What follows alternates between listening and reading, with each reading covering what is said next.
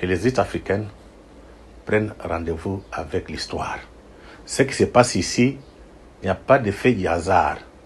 Donc si nous ne faisons rien, retenez, l'Afrique sera recolonisée, l'Afrique sera balkanisée. Donc si vous mettez l'Amérique sur le dos, il faut vous attendre à une situation très difficile.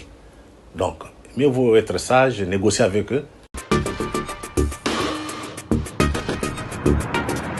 Bonjour mesdames et bonjour messieurs. Nous sommes dans un tournant historique pour l'Afrique. Il est temps de se mettre en place un nouvel ordre mondial. Une question que tous les Africains devraient se poser. Quelle est la place de l'Afrique?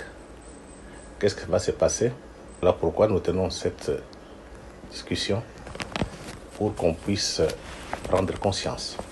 Je vais vous lire les propos de Bolton, qui était conseiller à la sécurité du président Trump. C'était concernant la sécurité nationale des États-Unis d'Amérique. Qu'est-ce que Bolton dit? Les pratiques prédatrices de la Chine et de la Russie freinent la croissance économique en Afrique, menacent l'indépendance financière des pays africains, inhibent les investissements américains et interfèrent avec les opérations militaires des États-Unis d'Amérique. Elles font peser une menace réelle sur nos intérêts de sécurité nationale. Tout était clair. La Chine, la Russie menacent les intérêts américains sur le continent africain. Qu'est-ce qui va se passer? On vient de suivre la guerre en Ukraine, menée par la Russie. On a vu le comportement des Américains. Les gens sont impliqués. Toutes ces grandes puissances, ces trois grandes puissances, sont sur le continent africain. Je ne vais pas aborder la dimension économique.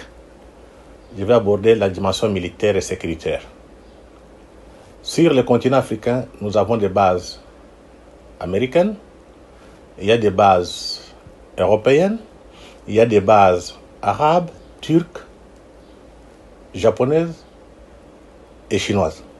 Donc on peut dire que l'Amérique a cadré toute l'Afrique.